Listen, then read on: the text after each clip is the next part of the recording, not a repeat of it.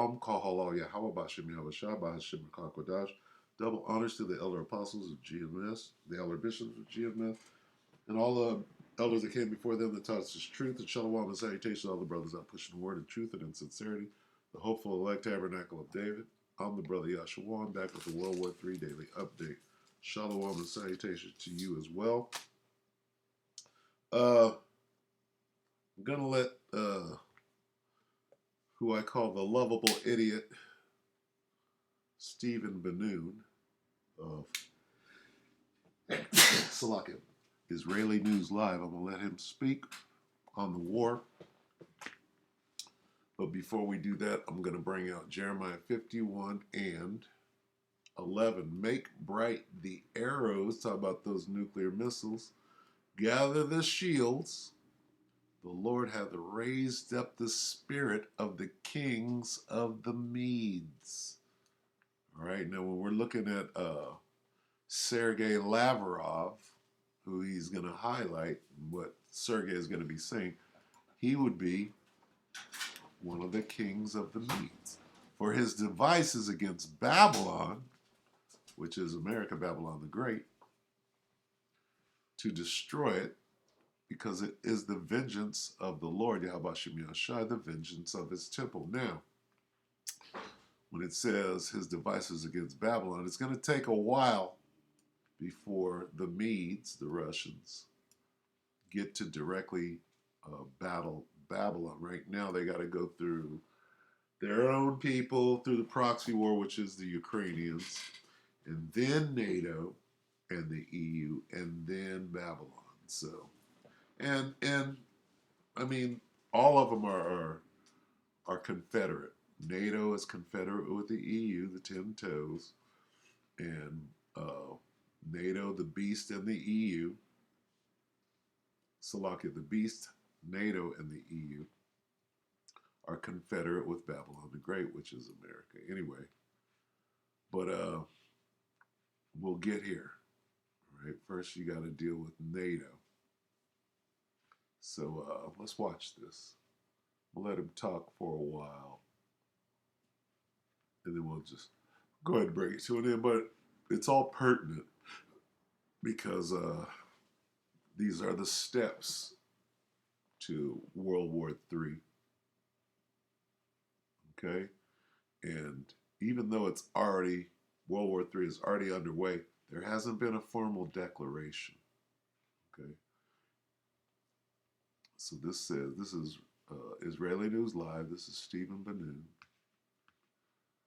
Russian FM, Lavrov, Sergei there, calls NATO's hand. Okay, 13 hours ago. In nearly what could be determined as a declaration of war, both Foreign Minister Lavrov and Russian Defense Minister Sergei Shoigu, in effect, call the hand of NATO. So let's listen to a bit of this here. Right? Good afternoon, friends. Stephen Benoon here with Israeli News Live, and I am really at the point now that we need to get very serious in preparing our minds mentally with the prospect of world war. World War. And in the latest situation, I've got TASS News, which is a Russian news agency. It's translated into English for you. This is Foreign Minister Lavrov, and he is speaking here. I'm going to lower the volume on that right there. The Foreign Minister Lavrov is speaking in regards to NATO and letting NATO know straight up, if you're going to continue to do what you're doing, as far as in supplying these types of weapons to Ukraine, and you really want to fight and you don't want to contain it inside of Ukraine, he lets them know straight up, then let's fight. Boom. I'm going to play that again because that's significant. This guy is a king of the Medes. He's a king of the Medes. I believe at one time Lavrov was, he was the prime minister. He was where Putin sits today. Right. I think he did a 4-year bid. I have to look that up. Want to contain it inside of Ukraine, he lets them know straight up, then let's fight. That's a very serious situation, friends. Says, let NATO fight if it doesn't want to freeze the conflict in Ukraine. He says here, if NATO, through the mouth of the Alliance Secretary General Jens Stoltenberg, he's talking about, once again declares that they are against freezing, as they say, the conflict in Ukraine, then they want to fight. Well, let them fight, he says. The head of the Russian Foreign Ministry told journalists following the meeting of the Council of Ministers of Foreign Affairs of the states participants of the Collective Security Treaty Organization. The head of the Russian diplomacy stressed that Russia is ready for this. We have long understood the goals of NATO and the situation around Ukraine. These goals were formed for many years after the coup. Now NATO is trying to implement them, he said.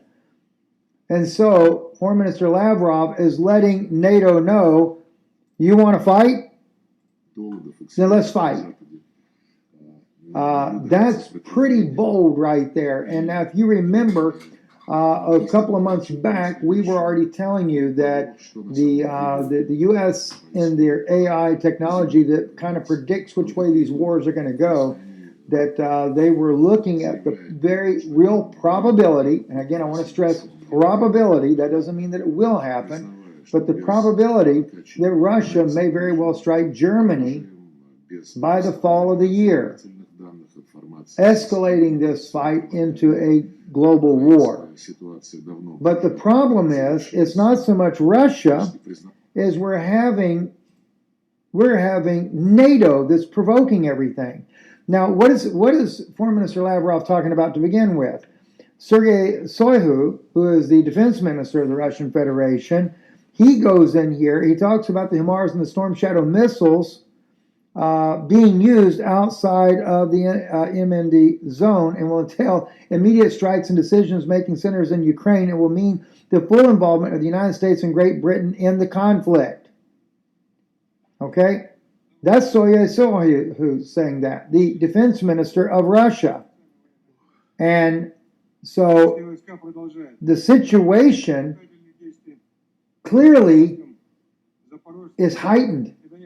This isn't President Putin now. This is the defense minister of the Russian Federation speaking, the general, in regards to this conflict broadening, just like the foreign minister of Russia is speaking about this. And obviously, NATO has not been afraid to strike outside of Ukraine already. The Russian country itself has been hit directly on multiple occasions, and of course, they're always saying that Ukraine is doing it. The Ukrainian troops are just sent to the front lines for slaughter.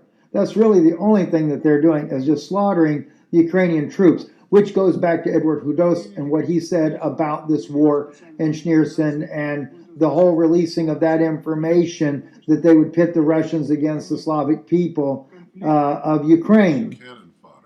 And of course, that would entail then not just keeping it inside the borders of Ukraine, but if they're really wanting to target the Slavic peoples for annihilation, as he clearly has defined, that is, Schneerson defined in his speech that Edward Hudos published, then of course Slovakia, the Czech Republic, others will also be brought into this battle one way or the other.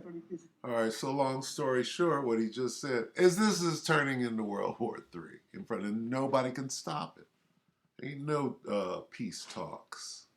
Ain't no negotiations. NATO is hell-bent on moving forward, right? And the gloves are off now. All right, let's read this again. Where were we? Jeremiah 51 and what, 11?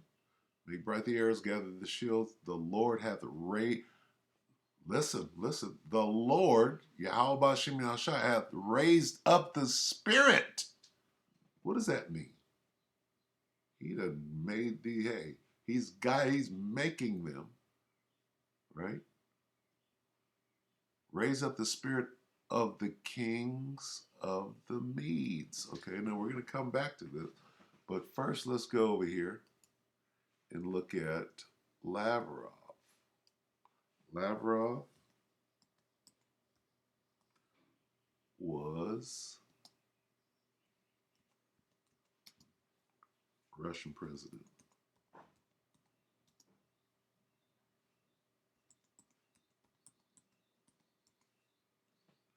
Let's see what this turns up.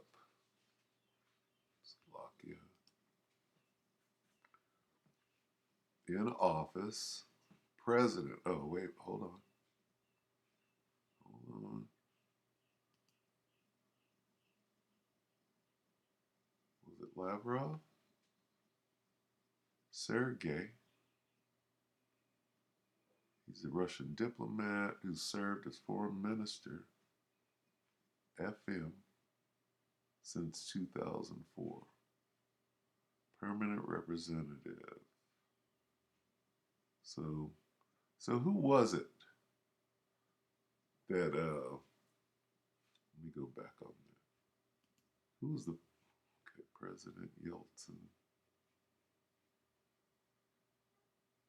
Was it Andropov? Russian government. Who's Sergei? He's a foreign minister.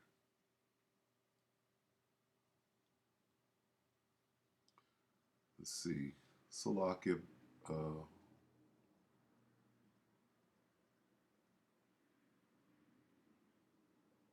Okay, so what was the guy's name? Because Putin stepped down for 4 years and then he came back. Who did Putin succeed?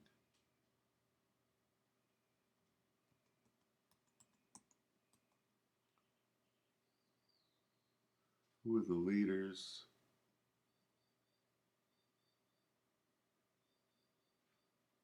before? Let's see. Medvedev. That's who I'm thinking of. It was Dmitry Medvedev. Okay, so not Lavrov. All right. Yet and still, these are the kings, right? All right, it was Medvedev. All right, just making sure. Got to be on point here. So I stand corrected by myself that it wasn't Lavrov. He's the foreign minister, but it was Medvedev. See, it was Putin. It was Yeltsin, Putin, Medvedev, and then Putin again. Okay. Let's make sure that that's correct. So it says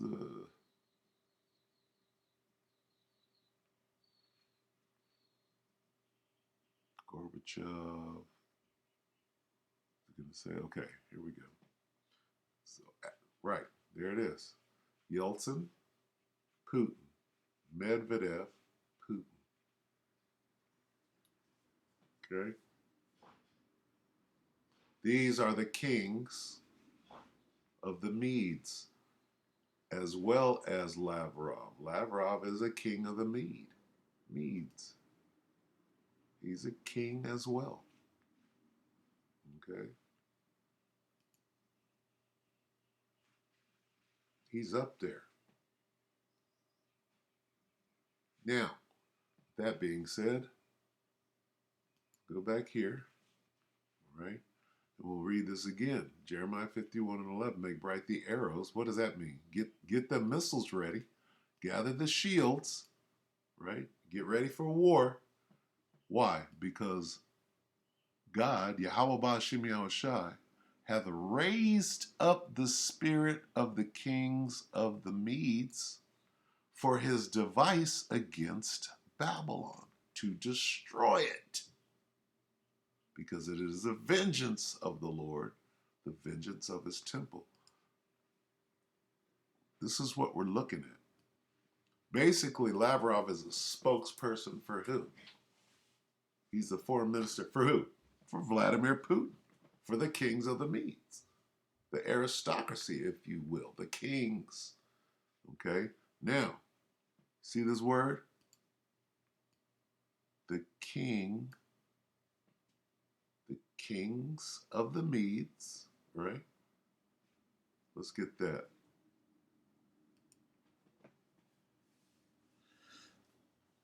I will stir up what?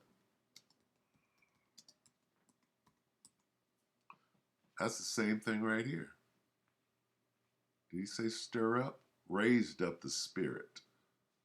The Lord has raised up the spirit of the kings of the Medes. Right here, he's stirring up who?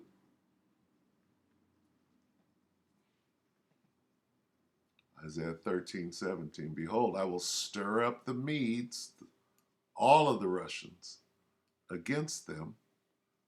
Against who? The Americans. The whole system. Okay. They know, Lavrov knows he's fighting, who he's fighting. It's not just, NATO is a conglomeration of countries. Who's the main one? Who's the ringleader? Right? Babylon. And they know that. Okay?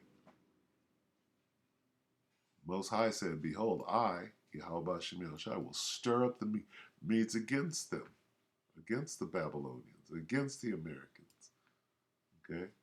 The kings, right? Right here is the Russians. How about the king? We just showed you the kings.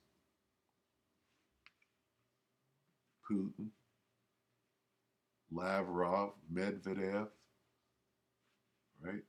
The Lord has raised up the spirit of the kings of the Medes. Well, let's prove that. Proverbs 11. Yeah? Nope. Is it 12? Let's see. The Proverbs. The king's heart.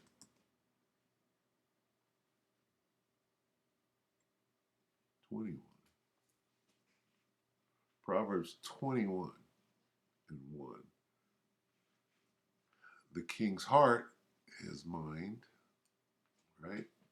Now, this king, right, is any king. It could be Putin, Joe Biden. It could be Donald J. Trump. It could be Dmitry Medvedev. It could be Sergei Lavrov. The king's heart is in the hand of the Lord. As rivers of water, he turneth it whithersoever he will. This is mind, because this word heart is his mind. His mind is in the hand of the Lord. He turneth it whithersoever he will. Just like water going down a stream. Let's break it down. The Lord, Yahweh Shem Shai, controls the mind of a king as easily as he directs the course of a stream. Mind, control, supreme. Supreme, mind, control. M, K, supreme, not MK Ultra. All right, so that's what we see. All right, where's that? Where'd this guy go? Okay, the kings. Kings of the Medes, right here. All right, so this thing's moving forward. Let's get a Revelation. We'll close. Revelation 11 and 14, as we do. Second woe has passed, and behold, the third woe will be declared. The declaration of war. When you remember that card game, and you put down 3 cards, I declare, and then you put down that last card and you say war. Behold, the third woe will be declared. shortly. Where's this guy? It says, in nearly what could be determined as a declaration of war, I declare war. Okay? It said what? Behold, the third woe is coming shortly. Behold, the third woe cometh quickly. Right? It will be declared, and everybody's facing. Nobody, oh, World War III, we're not going to go there. That's not going to happen. Maybe in 50 years. No, nigga, now. All right, so with that, we hope that the elect were edified, you brothers and sisters, with that shalom.